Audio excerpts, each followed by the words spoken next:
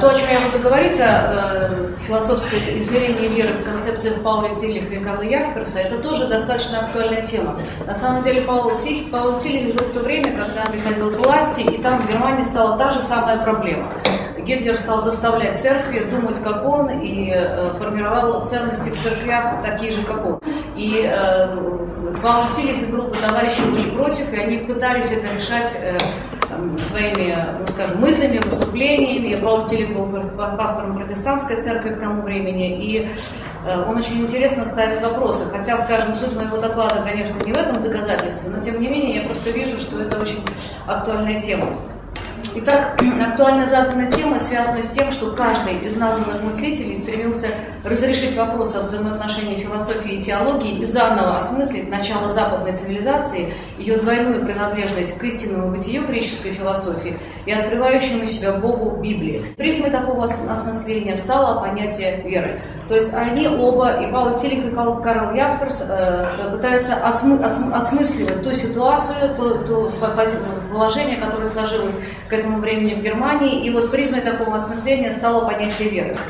Прежде чем раскрыть суть этого понятия, кратко обозначим влияние, определившее интеллектуальное развитие Пауля Тиллиха.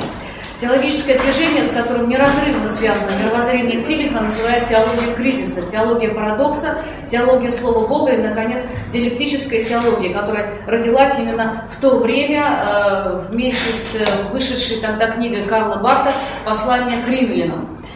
Карл Барт в своем творчестве стремился защитить веру от идеологизации, от попыток поставить ее на службу политики и морали, да, то, о чем я говорила в начале. Ибо все это означало подмену истинного Бога ложными богами, а веру идолопоклонством. И только доверивший к единому Слову Богу человек может избежать такой ситуации, когда, поклоняясь ложным богам, он оказывается на самом деле без Бога, то есть беспомощным перед лицом нигилизма и соблазнов вседозволенности. Рудольф Бултман также обращается от Христа к человеку, полагая, что Бог открывается не только в Слове, но и в человеческом существовании. И поэтому философия способна помочь теологу в прояснении Слова Божьего. Это означает, что вновь оживает отвергнутая диалектическая теология, проблематика и подходы либеральной теологии XX века. Еще одной важнейшей линией влияния на Пауля Тиллиха стала философия Мартина Хайдеггера. Тиллих принимает его категорию заботы, и философия по Тиллиху, вот как он уже интерпретирует Хайдеггер в своих произведениях, она задает вопрос о реальности как целом, то есть она философия вопрошания, а вопрос о структуре бытия, о бытие в себе, и ответ на этот вопрос она дает в таких терминах, как категории, законы и универсальные понятия.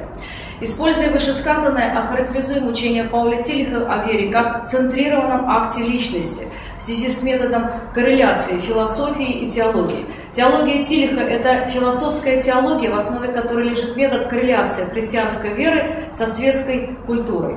Тиллих доказывает, что если отказаться от узкого понимания разума как технической функции и от узкого понимания откровения как получения информации о божественном, то противопоставление разума и откровения теряет смысл. Необходимым элементом веры Пауль Тиллих считает мужество, и трактуя это понятие шире, чем принято обычно, он пишет: «Мужество, как элемент веры, есть терзающее самоутверждение своего бытия вопреки тем силам небытия, которые суть наследия всего конечного».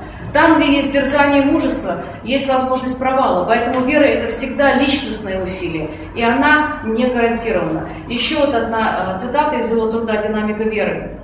Совершенно потрясающая. Вера – это состояние предельной заинтересованности. Ее содержание бесконечно важно для жизни верующего, но оно совсем не важно для формального определения веры. Признавая это, мы делаем первый шаг к пониманию динамики веры. Вера как предельный интерес – это акт всей личности.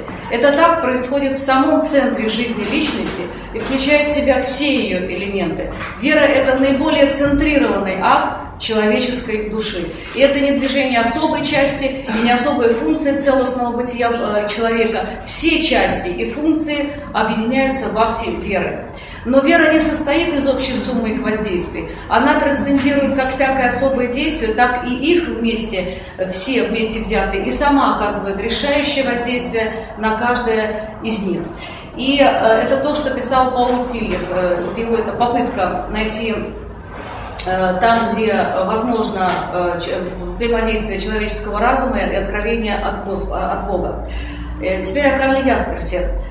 Чтобы понять, что такое философская вера в понимании Карла Ясперса, потому что он тоже ставил перед собой этот вопрос, обратимся к понятию экзистенции и трансценденции и их роли в формировании концепции философской веры. Ясперс сближает философию и религию и в чем-то их даже отождествляет. Он пишет, что философия во все времена она подобна религии. И можно рассматривать концепцию философской веры Карла Ясперса как стратегию примирения знания и откровения и альтернативу догматической теологии. Разум и вера в Бога оказываются у Ясперса теми реальными опорами, которые не позволяют личности раствориться в безличной стихии и рассыпаться в песок мгновений. Выражение компромисса между разумом и верой становится введенное Ясперсом понятие философская вера. И Ясперс подверг понятию веры существенному преобразованию, отличив философскую веру с одной стороны от веры откровения, а с другой от знания. Философскую веру, разъясняет Ясперс, ни в коем мере нельзя понимать как нечто иррациональное. Наша вера не может быть по существу лишь негативное, иррациональное погружение во мрак того, что противоречит рассудку и лишено закона, пишет он. Однако философская вера – это знание, которое тесно связано с незнанием. С другой стороны, философскую веру Ясперс отличает от веры откровения. Философия, в отличие от веры откровения, не занимается пропагандой, но оставляет каждого человека свободным в его решении. Поэтому, подводя итог и сравнивая анализ описанной концепции, можно сделать такие выводы, что в воззрениях двух тяготеющих к экзистенциализму философов в вопросе трактовки веры много общего. И для Тиллиха, и для Ясперса это устремление экзистенции, объединяющее в себе рациональное и иррациональное.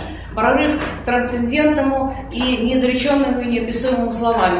Однако у Тиллиха вера – это предельный интерес, предельная забота, направленная к такому же бесконечному и безусловному, подчеркиваю, безусловному Богу, который все-таки является Богом Библии. И вера, как предельная забота, согласно Тиллиху, коренится в диалогическом персонализме, отношениях «я» и «ты», где «ты» – это Бог как символ Бога, а мифы и религиозные символы в данном случае – это всего лишь язык для выражения трансцендентного.